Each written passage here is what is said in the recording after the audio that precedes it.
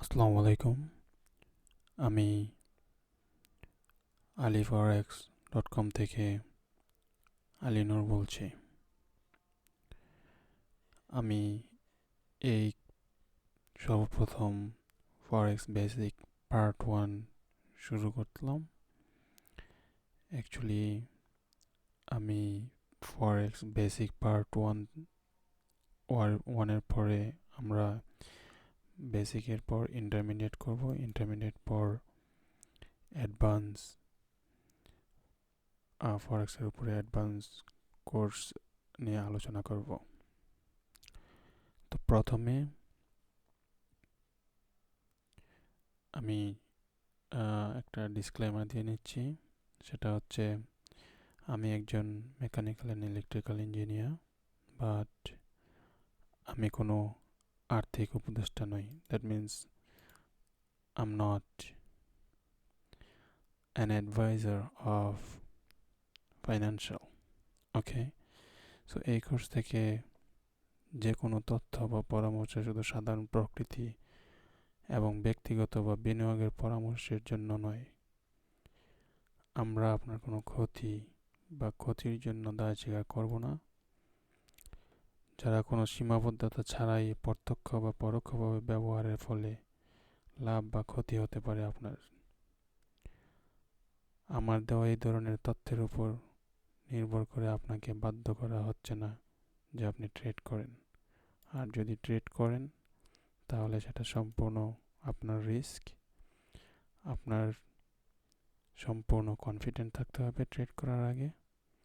অনুগ্রহ করে মনে রাখবেন যে অতীতে আমাদের যেসব ফলাফল ও সফলতা, ভবিষ্যতে সেগুলো আপনার জন্য কাজ করবে কিনা তার কোনো গ্যারান্টি আমাদের কাছে নেই।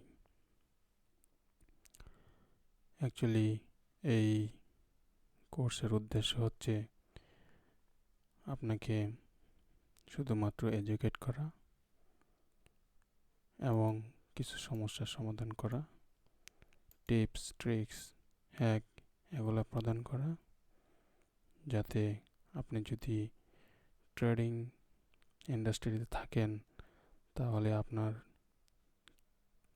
ট্রেডিংয়ের এবং আপনার জীবনের কিছুটা উন্নতি হয়। সেটাই উদ্দেশ্য এবং সেটাই হবে আমাদের সফলতা। সুতরাং ফরেক্স ট্রেডিং কোর্সে আপনাকে ওয়েলকাম করছি। আমি আলিনুর। আজকের টিউটোরিয়ালে আমি শুধুমাত্র আলোচনা করব ফরেক্স কী এবং কোথা থেকে এসেছে। এই প্রশ্নের উত্তর দেওয়া হবে ইনশাল্লাহ।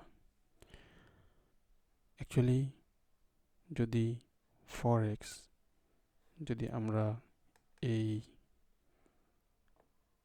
এই শব্দটার এক্সপ্লেইন করতে যাই তাহলে এখানে ফরেক্স শব্দটা এসেছে ফরেন এক্সচেঞ্জ থেকে। এখানে ফর দিয়ে বোঝাচ্ছে ফরেন আর এক্স দিয়ে বোঝাচ্ছে এক্সচেঞ্জ। আজকে থেকে আপনারা সম্পূর্ণভাবে এটাকে এক্সপ্লেইন করতে পারবেন। কখনোই ভুলবেন না যে for foreign, x x for exchange.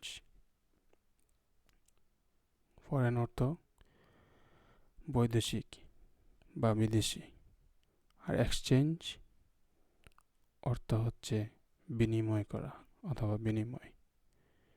তার মানে বৈদেশিক মুদ্রা বিনিময়ের নাম হলো ফরেক্স। একবারে ক্লিয়ার, রাইট? আশা করি কখনোই ভুলবেন না ইনশাল্লাহ। এমনকি ফরেক্সকে, এই ফরেক্স শব্দটাকে মাঝে মাঝে এই প্রথম ডিজিট আর এই শেষ ডিজিটের ফরেক্সের শেষ ডিজিট এক্স, এই এক্সটাকে একসাথে করে বলা হয় FX. So that means FX mean foreign exchange. Okay, foreign exchange সবসময় 24 আওয়ার্সই খোলা থাকে। এটা সাধারণ কোনো আমাদের যেসব বাজারে অথবা মার্কেটে দেখি যে মার্কেটগুলো বন্ধ হয়ে যায়, এক্সচেঞ্জ মার্কেটগুলো বন্ধ হয়ে যায়, নির্দিষ্ট সময়ে খোলে আবার নির্দিষ্ট সময়ে বন্ধ হয়। কিন্তু অনলাইন ফরেক্স ট্রেডিংয়ের বিষয়টা হচ্ছে এটা সবসময়ই খোলা থাকে, সবসময়ই এর লেনদেন হয়। এমনকি আমরা জানি শনিবার এবং রবিবার প্রায় এমন কোনো কোনো ব্রোকার আছে যেসব ব্রোকারগুলোতেও আপনি ট্রেড করতে পারবেন। তবে সেটা সব ব্রোকারের এখানে হয় না। কোনো কোনো ব্রোকার সেই সুযোগটা দিয়ে থাকে, তাও আবার সব কারেন্সির ক্ষেত্রে হয় না।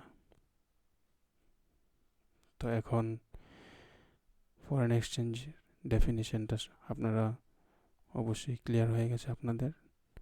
এখন যেই বিষয়টা বাকি রইল সেটা হলো যে ফরেন এক্সচেঞ্জের ডেফিনিশন তো বুঝলাম, কিন্তু এটা কিভাবে কাজ করে, এটা আসলে ফরেক্স নাম হলো কেন, আসুন এর একটা উদাহরণ দেওয়া যাক। সুতরাং উদাহরণস্বরূপ বলতে গেলে আপনি যদি ইউএসের কোনো রেসিডেন্ট হন আর আপনি যদি ডিটারমিন করেন যে আমি ইউএস থেকে যাব হচ্ছে হলো ইউরোপ, এখন আপনি ইউএসের ডলার নিয়ে ইউরোপে গেলেন। ইউরোপে যাওয়ার পর সেখান থেকে আপনি ইউরোপের ইউরো আপনার দরকার, সেক্ষেত্রে আপনি কি করলেন, আপনার ইউএস ডলারটাকে আপনি ইউরোপ কোনো কান্ট্রির একটা এক্সচেঞ্জ শপ থেকে আপনি ইউএস দিয়ে ইউরো তুললেন। তো ইউএস দিয়ে যখন আপনি ইউরো তুললেন, আপনি পার্টিকুলারলি বিশেষ করে বলতে গেলে আপনি ফরেন এক্সচেঞ্জ করলেন। দ্যাট মিন্স বৈদেশিক মুদ্রা দিয়ে আপনি সেই দেশের, যেই দেশে গিয়েছেন সেই দেশের কারেন্সি এক্সচেঞ্জ করেছেন। সুতরাং আপনি পার্টিকুলারলি ফরেন এক্সচেঞ্জে কী করেছেন, অংশগ্রহণ করেছেন। এটাই হচ্ছে এক্সচেঞ্জ। ওকে, সুতরাং এ থেকে বোঝা গেল যে আপনি ফরেন এক্সচেঞ্জ মার্কেটে অংশগ্রহণ করেছেন। এখন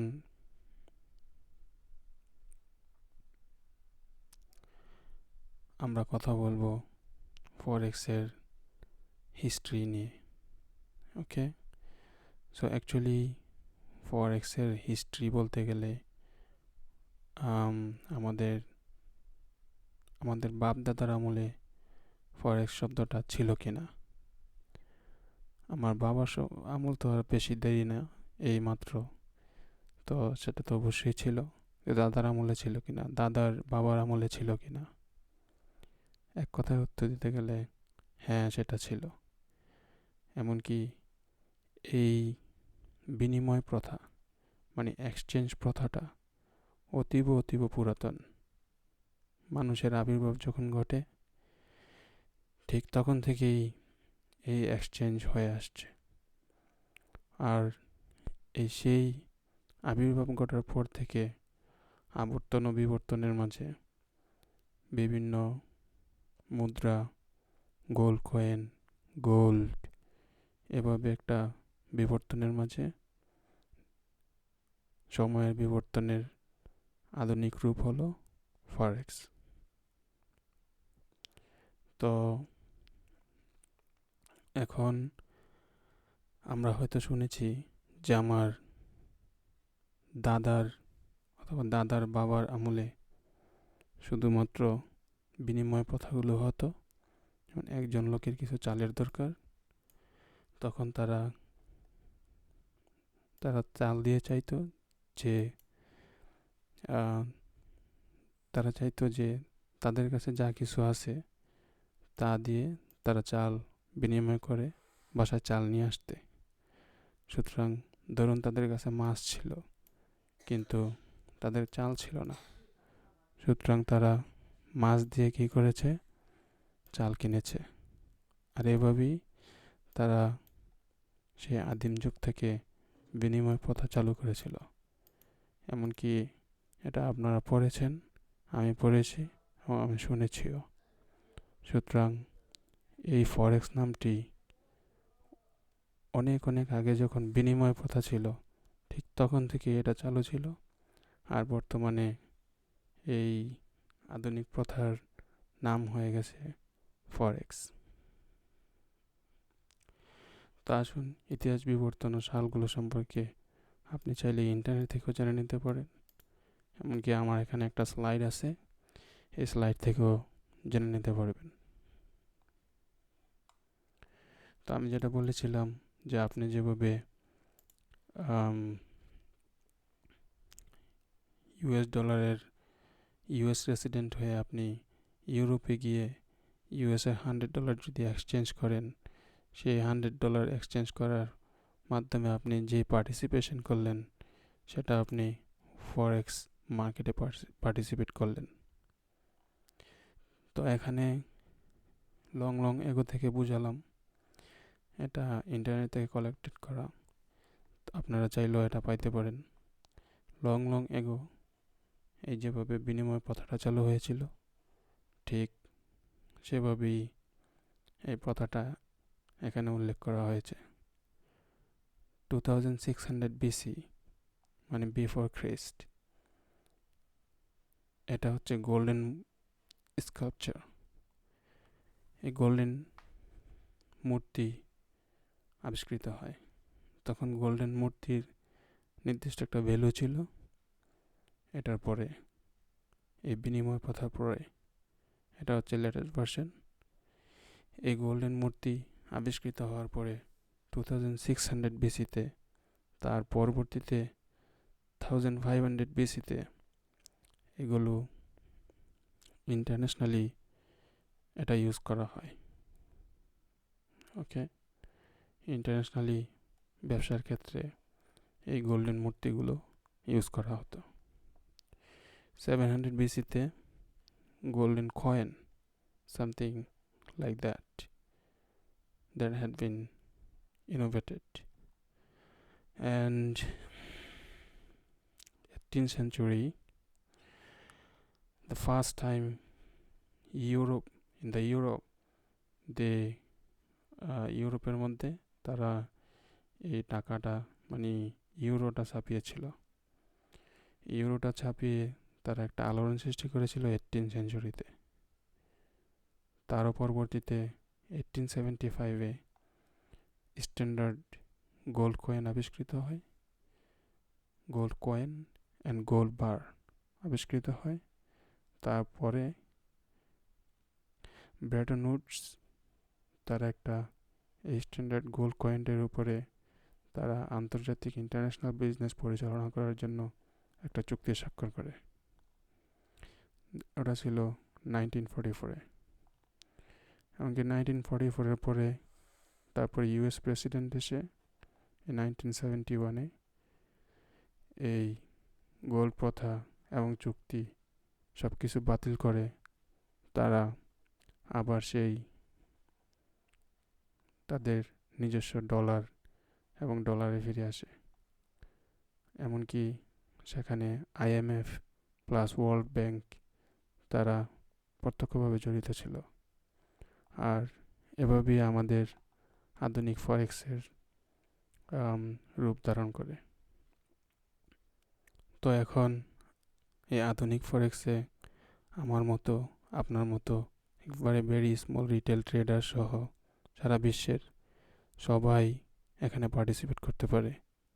আশা করি আমার এই টিউটোরিয়ালটা খুব ভালো লেগেছে। ইনশাল্লাহ পরবর্তীতে আরও মূল্যবান ভালো কিছু আপনাদেরকে দেওয়ার চেষ্টা করব। আপনাদের কেমন লেগেছে কমেন্টের মাধ্যমে জানাবেন। আসসালামু আলাইকুম ওয়া রাহমাতুল্লাহ।